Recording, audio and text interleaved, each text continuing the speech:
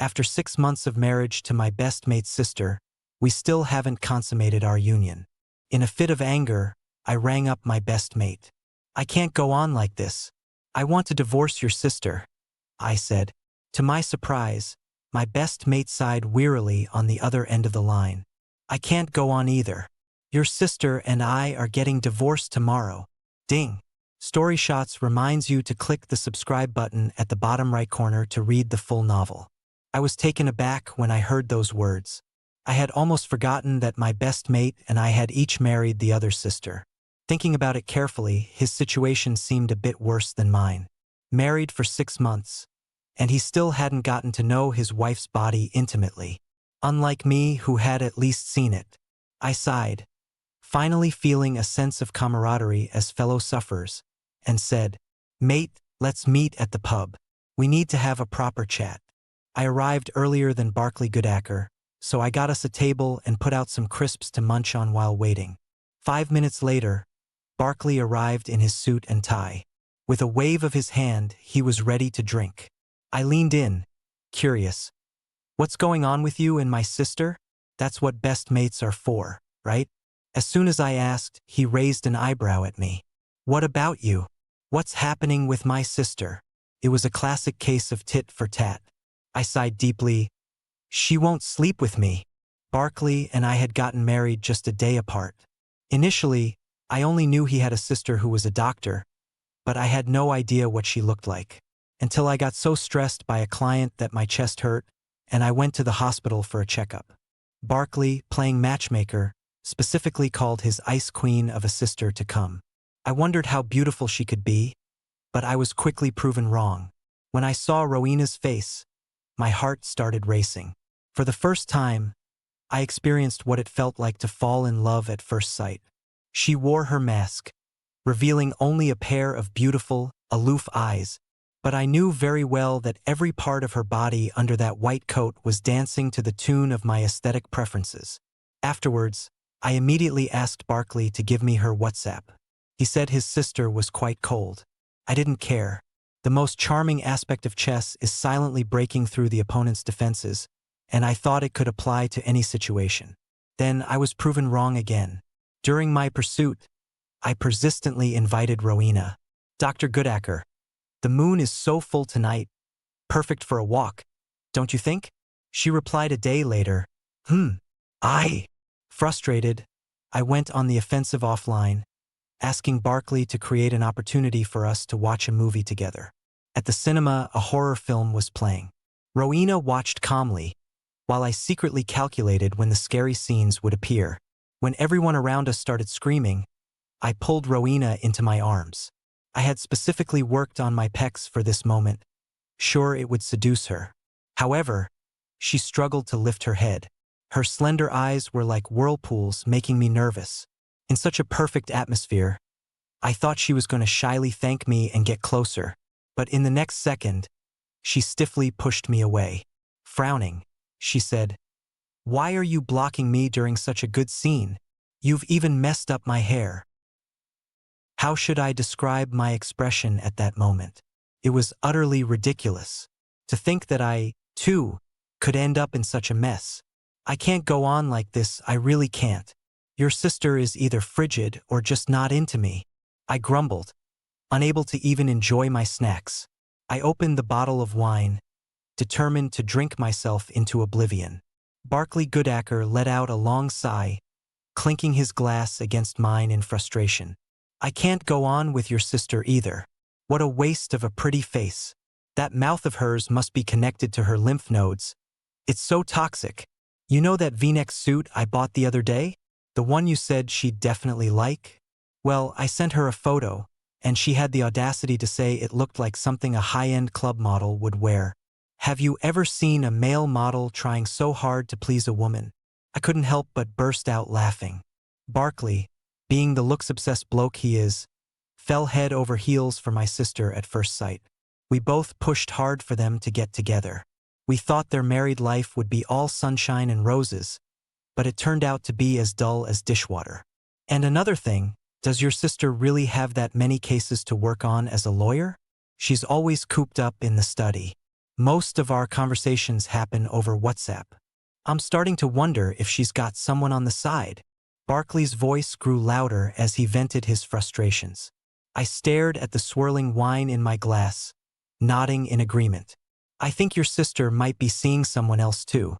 I pranced around in front of her wearing a skimpy dressing gown, and she managed to resist pouncing on me.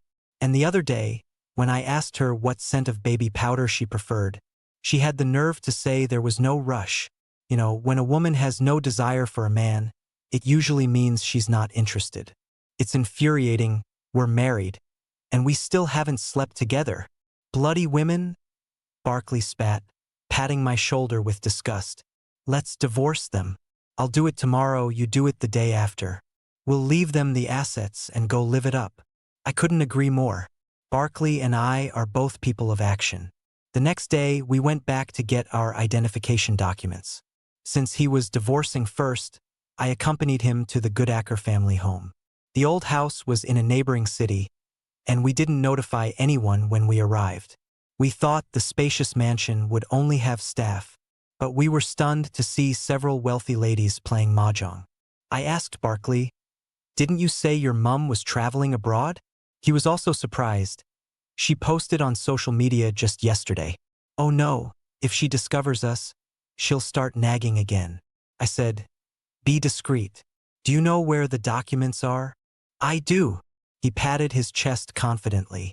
Mrs. Goodacker noticed us, her eyes lighting up as she asked delightedly why I had come. Barkley quickly mumbled something and pulled me into the lift.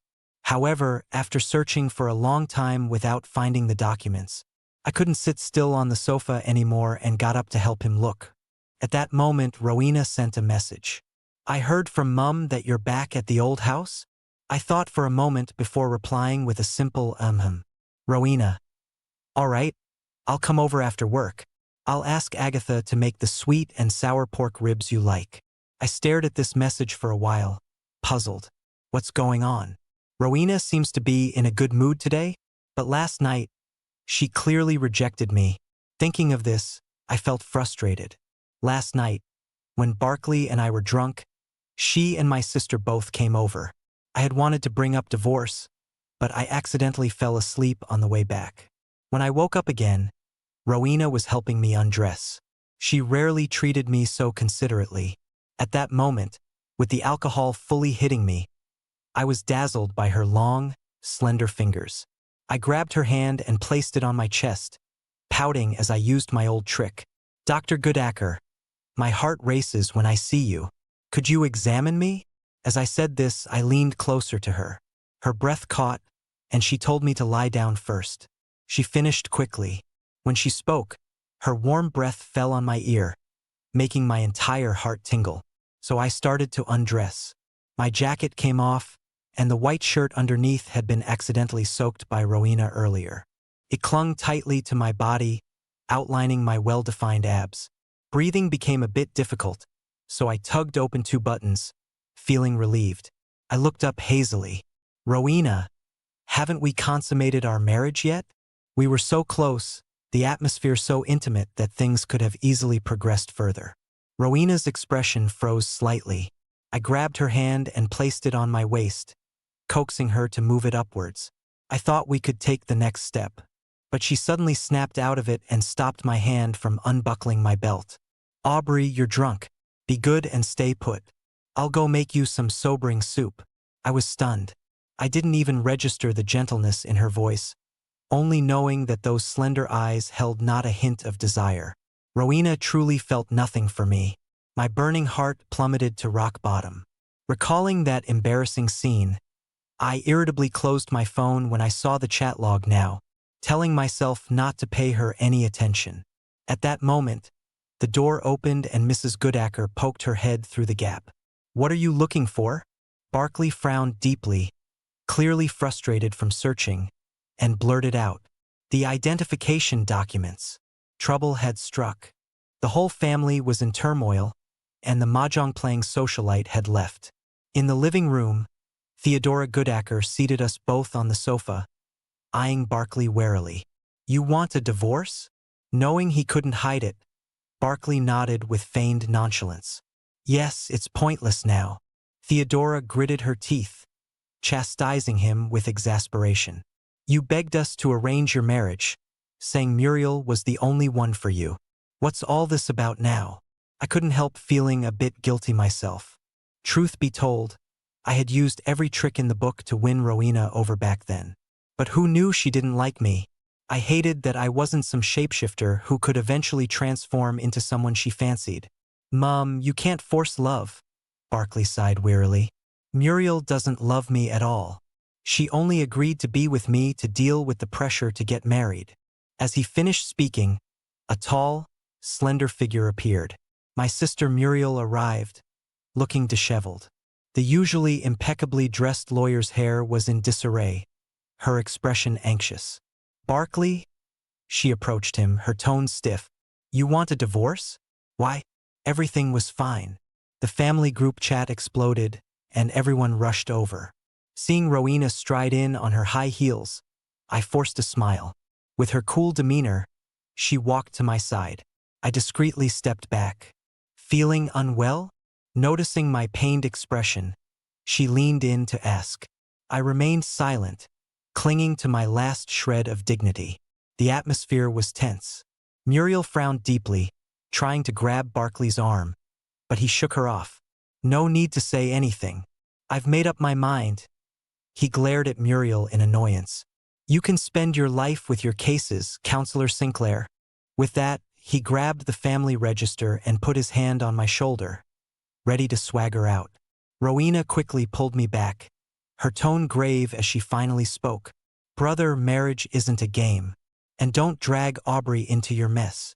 Barkley laughed at her words, giving his sister an exasperated look. Why are you trying to persuade me? You're about to get divorced too. At his words, everyone's eyes turned to me. She doesn't love me, I said quietly, clearing my throat in response to the barrage of questions. Damn, I couldn't very well say that not only does she not love me, but she looks at stray cats on the street with more affection than she does me. Could I? As if I'm that desperate for love. No sooner had I finished explaining than Theodora Goodacker appeared with a feather duster from who knows where, striking Rowena forcefully.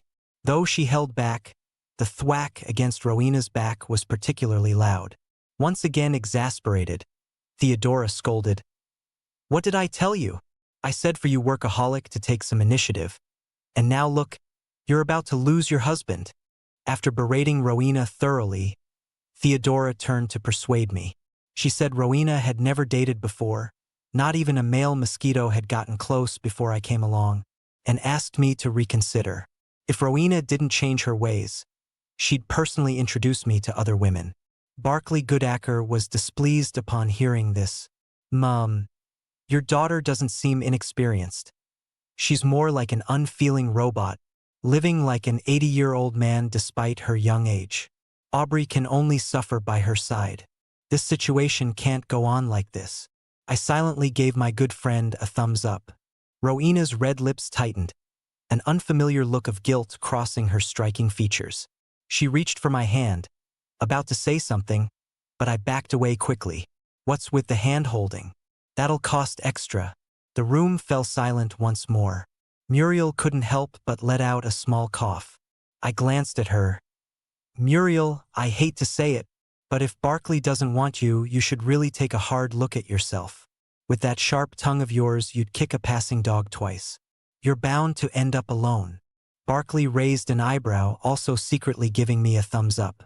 Theodora clutched her chest, sighing heavily. Rowena, you should count your blessings if you can find someone to grow old with. Love needs to be nurtured. It doesn't just fall from the sky. My mum was also berating Muriel viciously over the phone. An hour later, Rowena and Muriel were still obediently standing in place, being scolded. I thought they had given in, but then the two of them agreed that even divorce requires a 30-day cooling-off period. They took out their cards, giving us a month to admit our mistakes. We had no choice, as they managed all our finances after marriage. Rowena, abandoning her usual coldness, came before me and said earnestly, Aubrey, it's my fault for neglecting you due to being busy with work lately.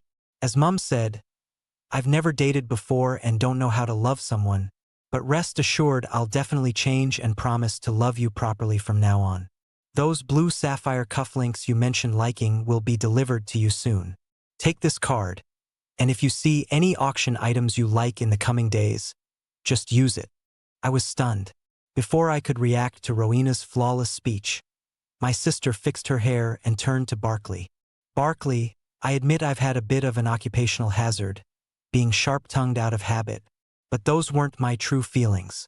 Whether you believe it or not, I was just saying the opposite of what I meant. Take this card for pocket money.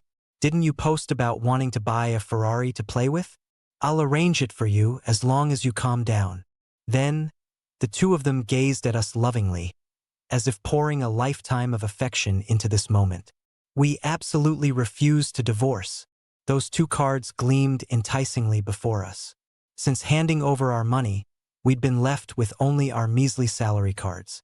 Now Barkley and I exchanged glances, both seeing the glint of gold in each other's eyes. Everyone was waiting for our reaction. I felt tempted, but not wanting to lose face. My mind raced and I quickly grabbed my sister's card. You think Barkley cares about this little compensation? Barkley instantly caught on, swiftly taking his sister's card as well. This pocket change isn't even enough to fill Aubrey's teeth.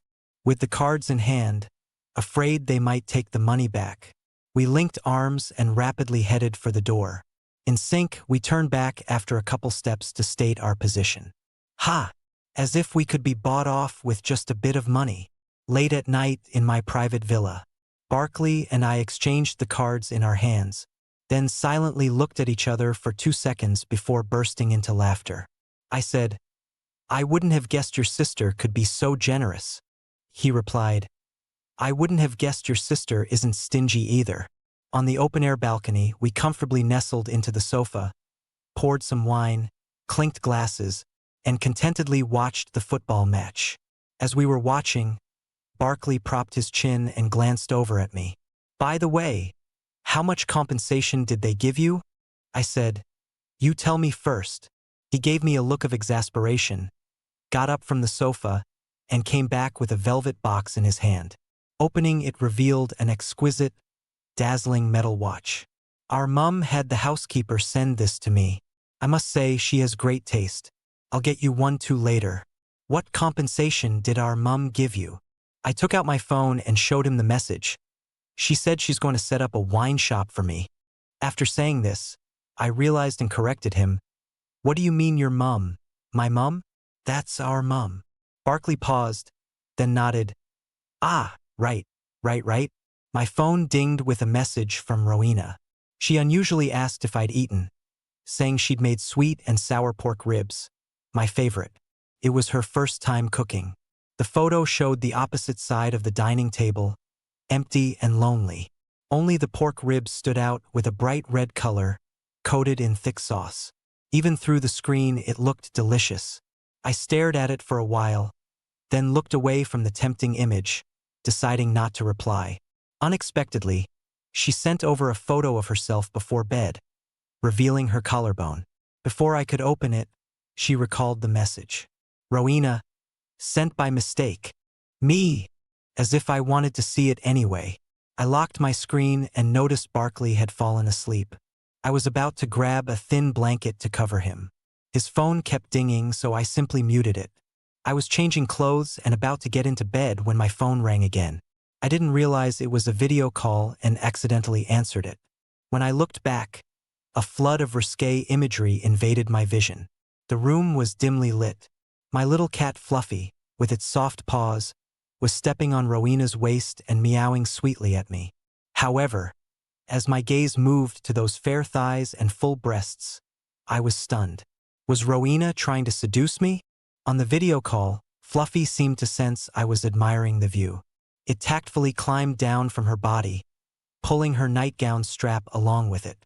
This perfectly revealed her impressive curves.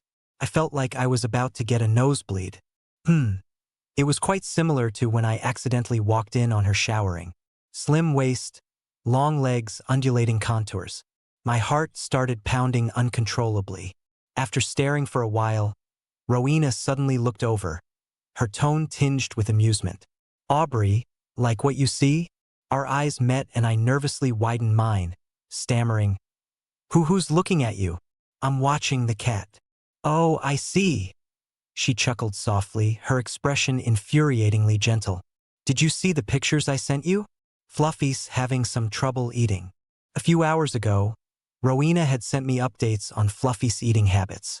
Her WhatsApp message said, It doesn't have much appetite when you're not here. Maybe it misses you. On screen, Fluffy gazed at me pitifully. She certainly cares about Fluffy. One might think she missed me. I indulged her implied meaning. No worries. I'll come pick it up in a few days. Rowena fell silent. Just as I was about to hang up, she suddenly said in a low voice, sounding unnatural, What about me then? My phone was about to die. As I searched for the charger, I blurted out, What about you? I thought she was going to say something else. But she clammed up. For several days in a row, Rowena Goodacker changed her usual style and kept trying to get attention. I didn't give her the time of day.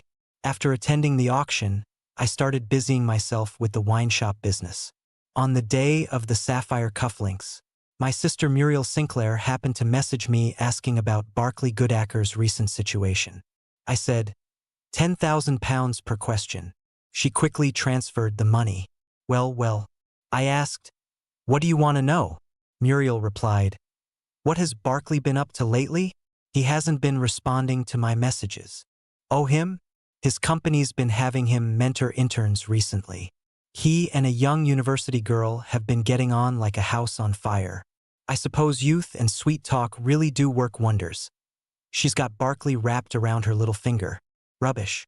Every time he comes back he complains that the intern is unbearably immature.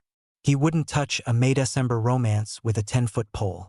Muriel seemed taken aback. After a long silence, she asked, Is there anything he needs?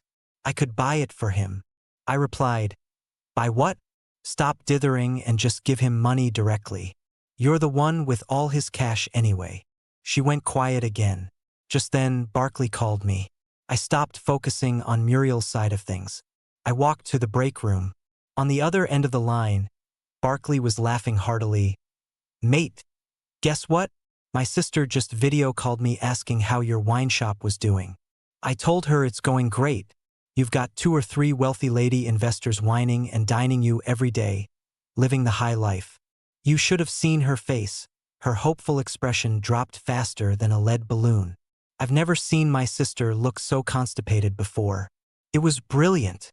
Now that's a true friend. Thick as thieves, the two of us. I also told him about what my sister had just asked me over WeChat, but his laughter quickly faded. After a brief pause, he said coldly, Right, that's how it should be. Let them know we've got our pride too. Yes, that's the spirit. I reckon it'll be a cold day in hell before my good-for-nothing sister is forgiven. But I can't back down either. After all, Barclay and I have a bet going. I've always been a person who keeps my promises, but unfortunately, luck wasn't on my side. My mum asked me to bring Rowena home for dinner. That night, we nearly lost control. It was still raining outside, the weather slightly cool. I had just finished showering, but my body felt unusually hot. Rowena had also just showered, wearing a silk nightgown. Water droplets from her loose hair trickled down her collarbone, dampening the area between her breasts. Her curves were full, skin snow-white and smooth. I realized I was attracted to both her face and figure. It felt as if my gaze was glued to her, unable to look away. Aubrey, what's wrong? Wynne, whom Rowena had brought back to the old house, was cradled in her arms, its round eyes blinking as it stared at me. Rowena occasionally stroked its head, causing it to squint in contentment. I felt restless inside, and seeing this scene, I blurted out without thinking, Who's your husband? Why are you hugging it? Hug me instead. My voice might have been a bit too loud. Rowena froze, and Wynne meowed, frightened, escaping from her arms. Raindrops pattered against the windowsill, forming a curtain of water beads as they fell. Belatedly realizing what I'd said, my face flushed red, and I hurriedly walked towards the bedroom. It's so hot. I need to turn on the air conditioning to sleep. I had intended for Rowena to sleep in the living room, but my brain malfunctioned, and I forgot to close the door, allowing her to slip in easily. She even got into bed and hugged me. I struggled, but she forcefully restrained my hands.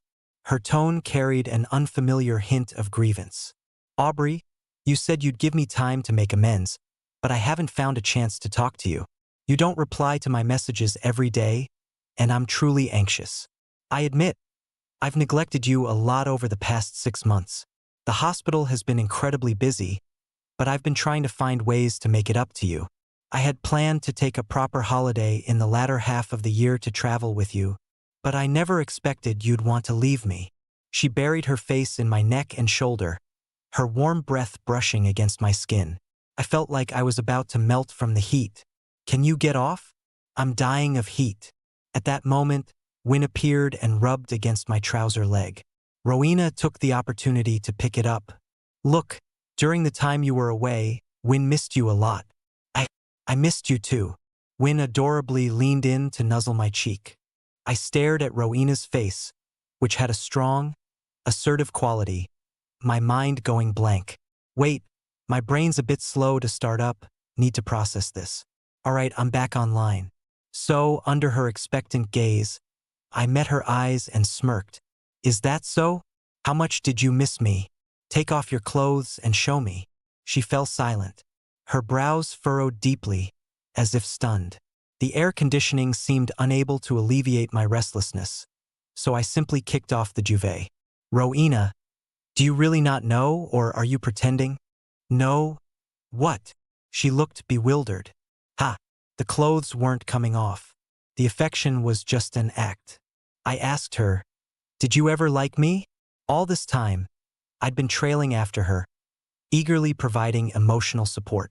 I recalled when we first got our marriage certificate, thinking we were both equally committed. She smiled so happily in the photo. Facing the light, it seemed as if the future was brilliant. I love you, Aubrey. She pulled me tightly into her embrace. The scent of our matching shower gel finally intermingled, and I lost myself. The resentment pent up in my chest poured out, and I angrily pushed her away. Then why won't you let me touch you?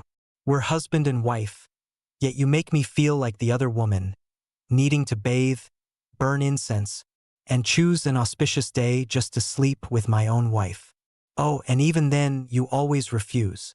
As I spoke, the anger in my chest grew. I had decided after that drunken night that I couldn't get angry anymore, especially not because of Rowena. Now, I was barely able to maintain my composure.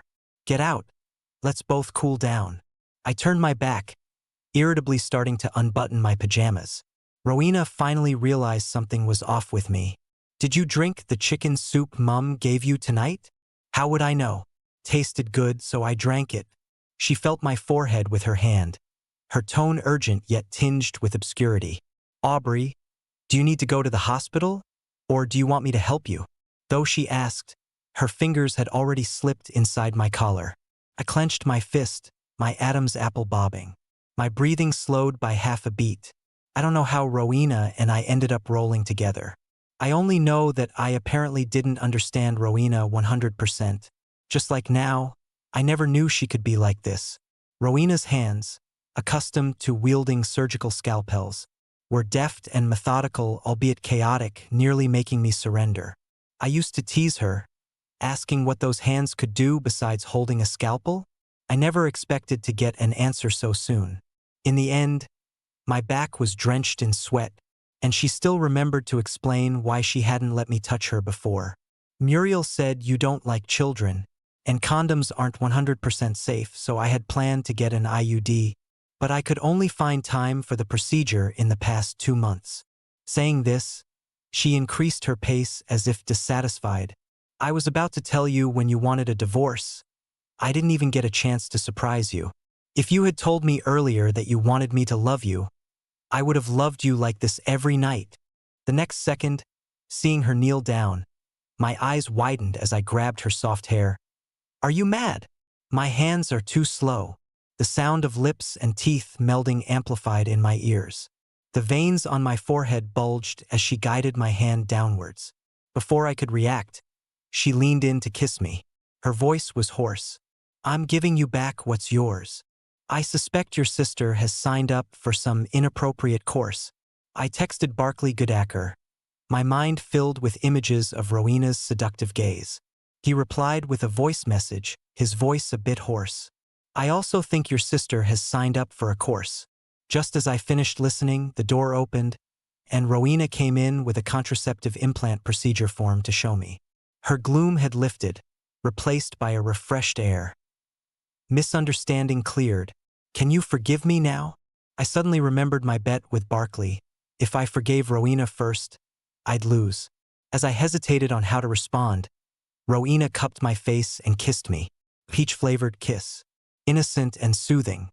It made my whole body tingle. Before I could react, Rowena unexpectedly licked my finger. I was shocked. "Why are you licking me?" She looked innocent. "Just licking your hand. Why weren't you angry last night?" The tingling sensation spread from my fingertips to my tailbone. I was speechless. Blimey, she was so flirtatious. 10 minutes later, Dr. Goodacker. Because of something I said offhandedly, she was visibly upset for a few seconds. Taking advantage of those seconds, I made a quick escape. I wasn't going to answer her question about forgiveness, at least not until a month later. It's quite strange that Barclay has rarely been accompanying me lately. Most importantly, he's hardly ever coming back to the mansion. This morning, I took the opportunity to ask him if he's been going to work by himself every day. He snorted coldly, feigning composure. "Am I so useless that I can't even go to work on my own?" As he spoke, he punched me lightly on the chest and shoved me out the door. "Don't you have to deal with the supply chain issues? Off you go." Strange, very strange indeed. Usually, the driver is only absent when my sister is with him. Have they reconciled? Impossible, he couldn't be more spineless than me. Just then, my assistant called to say someone was looking for me, so I didn't think much more of it. I completely failed to notice that shortly after my car left the garage, a familiar Porsche Panamera pulled up at the entrance of my mansion. When I arrived at the site, I was surprised to find that the person my assistant mentioned was none other than Rowena. To be honest, she's been quite ghost-like lately, hauntingly persistent. Now, she had her driver carrying bags of gifts trying to bribe my employees. From a distance, I could hear her replying in a rising tone. "Yes, my Aubrey is handsome and capable. Being his wife is like saving the galaxy. He's been so busy lately that he hasn't had time to accompany me, so I had to come and keep him company." I immediately went over and pulled her arm. "Don't you have work?" she said with a straight face. "I took special leave. If I don't chase after him now, I might lose my husband." Her tone rose as she whispered in my ear. I felt a shameful flutter in my heart. Her gaze suddenly fell on the wealthy female investor who was inspecting the site not far away. "Is that one of the people you have dinner with every day?" What? Damn it. I finally remembered what Barclay had said, and could only sigh and round off the conversation. "Yes, indeed." She let out an "oh" and said, "She's not all that attractive. You'd be better off eating with me. I can make you the sweet and sour ribs you love. You know, I rarely cook. Should I thank you for that?" The investor saw me and nodded with a smile. Just as she was about to speak, Rowena immediately stepped in front of me. She extended her hand and introduced herself. "Hello, I'm Aubrey's wife.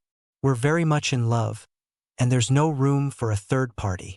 The investor looked utterly confused, glancing between Rowena and me.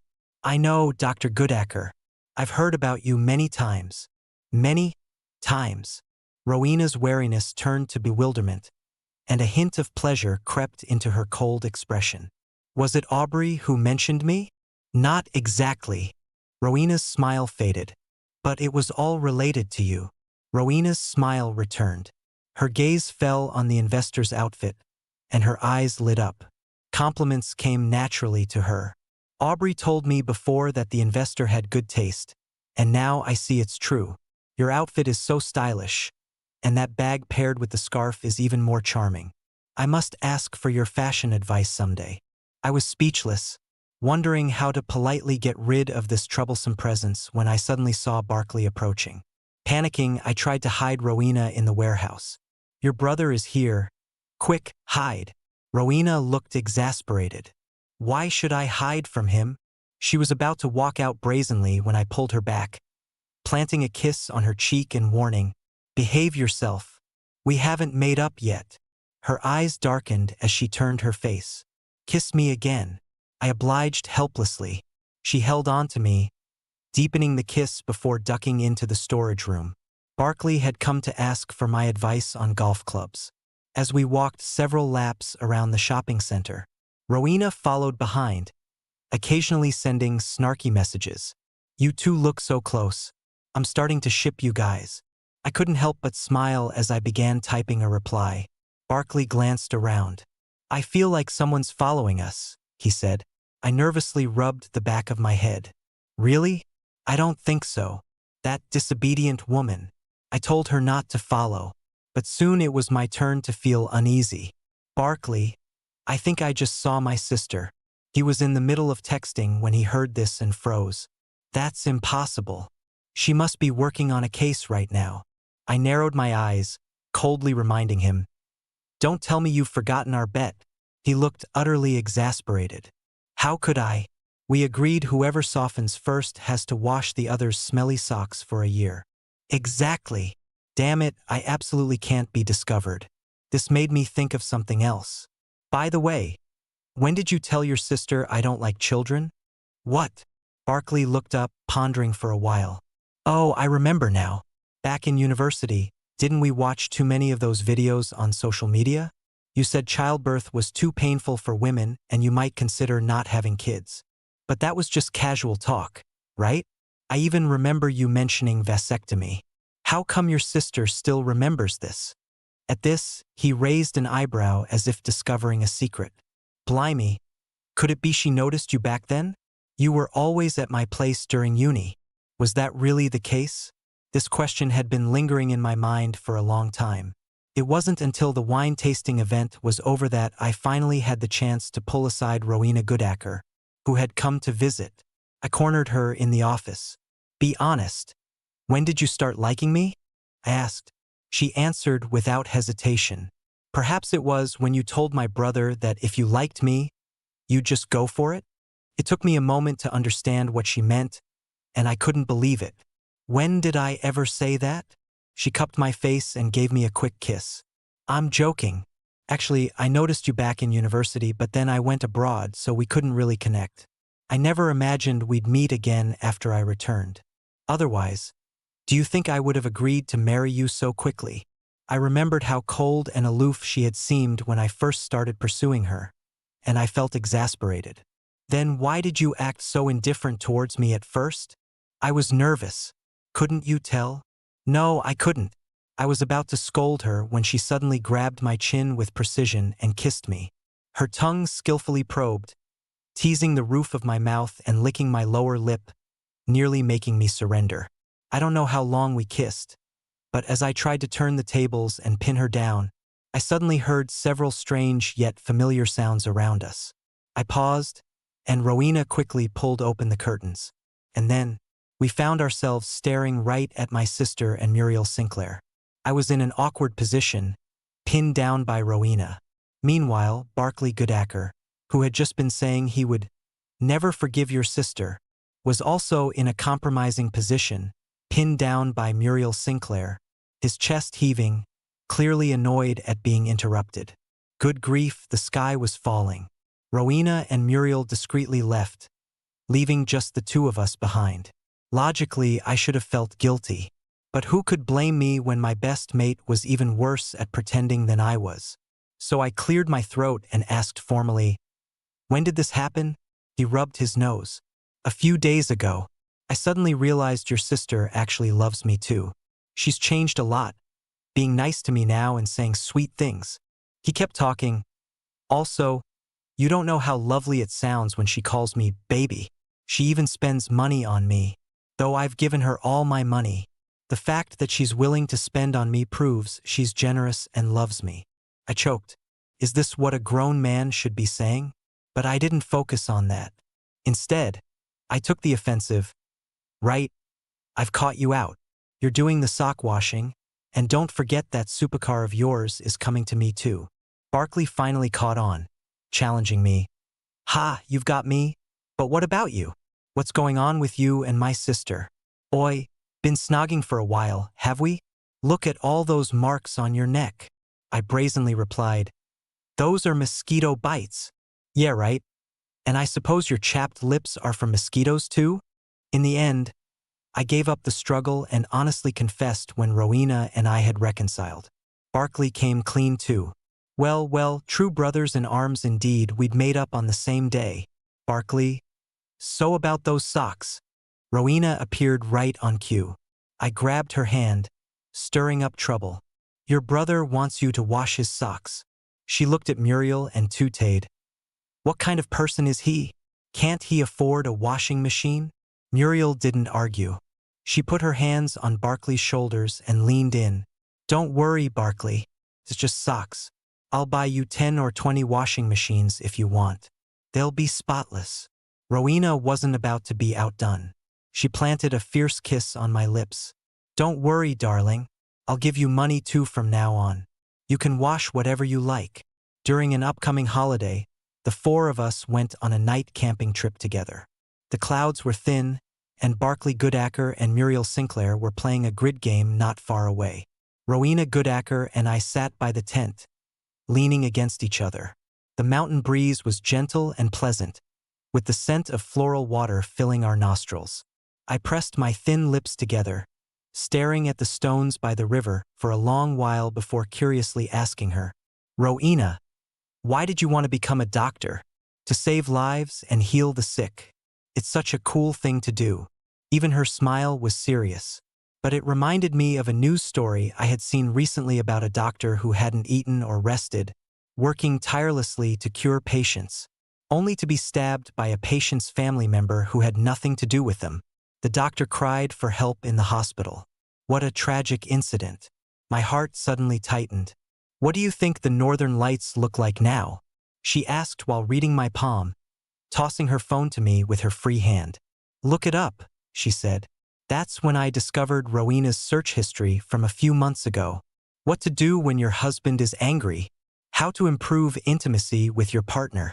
Is seduction a successful strategy to win back your husband? How to make playing hard to get work. Questions that had been browsed countless times, all marked with stars by the system. I couldn't help but laugh, hugging and kissing her repeatedly. Rowena, you're madly in love with me. She paused, her deep dark eyes filled with my laughter, not denying it. Yes, I love you to death. My heart felt warm. I returned her phone and said solemnly, when I see the northern lights in the future, my first wish will be for your safety and well-being. I hope there will be more good people in the world. Then I wish for us to be together for a long, long time, she replied. A long, long time indeed.